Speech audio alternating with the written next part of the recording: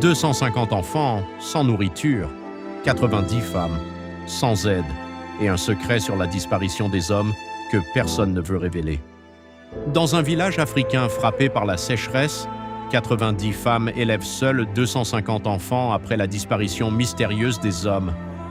Quand la nourriture commence à manquer, un secret enfoui menace de détruire leur unité.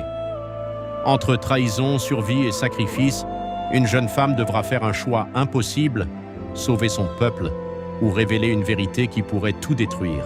Le soleil brûlait la terre depuis des mois. Dans une vaste savane africaine, un village survivait à peine. La terre était sèche, les puits presque vides et les récoltes avaient disparu. Pourtant, la vie continuait, portée uniquement par 90 femmes et 250 enfants. Les hommes, eux, avaient disparu. Personne n'en parlait ouvertement. Au centre du village se tenait Naïla, une jeune femme de 22 ans. Ses yeux fatigués trahissaient le poids qu'elle portait. Depuis le départ des hommes, elle était devenue la chef. Elle organisait la nourriture, répartissait les tâches et essayait de maintenir l'espoir. Mais ce matin-là, tout allait basculer. Un cri déchira le silence. Un enfant venait de s'effondrer au sol, faible, affamé. Les femmes accoururent, paniquées.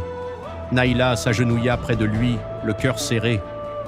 Elle savait déjà ce que cela signifiait. Il ne restait presque plus rien à manger. Le village était au bord de la famine.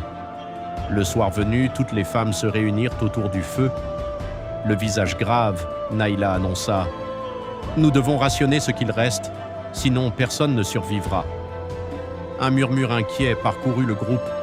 C'est alors qu'une voix s'éleva, pleine de colère. C'était Ayo, un garçon de 17 ans, le regard dur. « Rationner? Tu dis ça depuis des semaines? Tu nous caches quelque chose. » Le silence tomba. Naïla resta figée. Ayo continua, la voix tremblante de rage. « Les hommes ne sont pas juste partis? Il s'est passé quelque chose? Dis-nous la vérité. » Les regards se croisèrent. Le doute s'installait. Au fond du cercle, Mama Sira, la plus âgée, observait en silence. Elle s'avança lentement. « Il a raison, » dit-elle calmement. « Depuis le début, quelque chose ne va pas. » Naïla sentit son cœur s'accélérer. Elle ne pouvait pas parler, pas encore, parce que la vérité était bien plus dangereuse que la faim. Cette nuit-là, Naïla ne dormit pas. Elle se souvenait. Elle revoyait les hommes quitter le village, mais ce n'était pas un départ normal. Ils étaient partis en urgence, certains blessés, d'autres effrayés, et surtout, ils n'avaient jamais eu l'intention de revenir. Naïla savait pourquoi, mais si elle révélait la vérité, le village sombrerait dans le chaos. Pendant ce temps, Ayo refusait de rester sans réponse. Avec quelques autres jeunes, il fouillait les alentours du village, cherchant des indices. Il devait comprendre. Il devait savoir ce qui était arrivé à son père. Et c'est là qu'il fit une découverte. Près d'un ancien chemin, à moitié enfoui dans la poussière, Ayo trouva un objet. C'était le bracelet de son père. Mais il était cassé, abandonné. Ayo sentit son cœur se serrer. Son père ne serait jamais parti sans ça, jamais. Alors une pensée terrible traversa son esprit, et si les hommes n'étaient pas partis, mais avaient fui quelque chose. Le lendemain, Ayo revint au village, le bracelet à la main. Furieux, il se plaça devant tout le monde. « Regardez !» cria-t-il. « Ils ne sont pas partis volontairement, on nous ment !» Le village entier se tourna vers Naïla. Cette fois, elle ne pouvait plus fuir. Mama Sira s'approcha. « Il est temps de dire la vérité. » Naïla ferma les yeux, puis elle parla.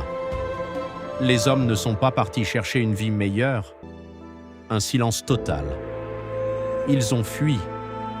Des murmures choqués. Une autre communauté, plus puissante, les menaçait. Ils voulaient prendre nos terres. Les visages se figèrent. Les hommes sont partis pour les éloigner, pour nous protéger. Une larme coula sur sa joue. Mais ils savaient qu'ils ne reviendraient peut-être jamais. Le village resta silencieux. La vérité était pire que le mensonge. Ils n'avaient pas été abandonnés. Ils avaient été sacrifiés.